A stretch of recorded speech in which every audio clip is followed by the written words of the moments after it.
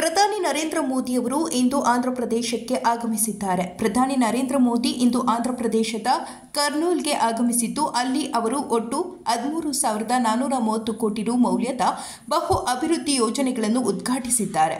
ಕರ್ನೂಲ್ಗೆ ಬಂದಿಳಿದ ನಂತರ ಪ್ರಧಾನಿ ಮೋದಿ ನಂದ್ಯಾಲ್ ಜಿಲ್ಲೆಯ ಶ್ರೀಶೈಲಂ ದೇವಸ್ಥಾನಕ್ಕೆ ರಸ್ತೆ ಮೂಲಕ ತೆರಳಿದ್ದಾರೆ. ಈ ವೇಳೆ ಶ್ರೀಶೈಲಂನಲ್ಲಿ ರಸ್ತೆಯ ಇಕ್ಕೆಲಗಳಲ್ಲಿ ನಿಂತ ಪ್ರಧಾನಿ ಮೋದಿಯ ಅಭಿಮಾನಿಗಳು ಮತ್ತು ಬಿಜೆಪಿ ಕಾರ್ಯಕರ್ತರು ಕೇಸರಿ ಬಾವುಟವನ್ನು ಬೀಸುತ್ತಾ ಅದ್ಧೂರಿ ಸ್ವಾಗತ ನೀಡಿದರು.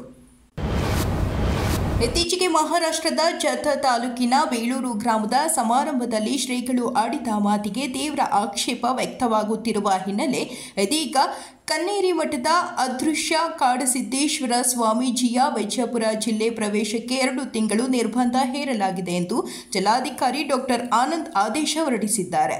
ವಿಜಯಪುರ ಜಿಲ್ಲೆಯಲ್ಲಿ ಕಾನೂನು ಸುವ್ಯವಸ್ಥೆ ಕಾಪಾಡುವ ನಿಟ್ಟಿನಲ್ಲಿ ಈ ನಿರ್ಧಾರ ಕೈಗೊಂಡಿರುವುದಾಗಿ ಜಿಲ್ಲಾಧಿಕಾರಿ ಆದೇಶಿಸಿದ್ದಾರೆ. ಕಾರಣಾಂತರಗಳಿಂದ ನಾನು ಕೆಲ ಸಮಯದಿಂದ ಮಂಡ್ಯಕ್ಕೆ ಭೇಟಿ ಕೊಡಲು ಆಗಿಲ್ಲ. ಆದರೆ ನಾನು ಪ್ರತಿನಿತ್ಯ ಜಿಲ್ಲೆಯ ಮಾಹಿತಿ ಪಡೆಯುತ್ತಿದ್ದೆ. ಮಾರುಕಟ್ಟೆ ಮಳಿಗೆ ನಿರ್ಮಾಣವಾಗಿದೆ ಎಂದು ಉದ್ಘಾಟನೆ ಆಗಿದೆ.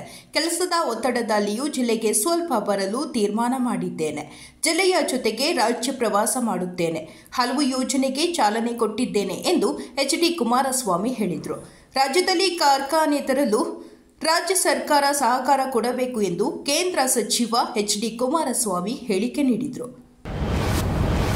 ಸಚಿವ ಸಂಪುಟ ಪುನರ್ರಚನೆಗೂ ಮುನ್ನ ಗುಜರಾತ್ ಸರ್ಕಾರದ ಮುಖ್ಯಮಂತ್ರಿ ಭೂಪೇಂದ್ರ ಪಟೇಲ್ ಹೊರತುಪಡಿಸಿ ಎಲ್ಲ ಸಚಿವರು ರಾಜೀನಾಮೆ ನೀಡಿದ್ದಾರೆ.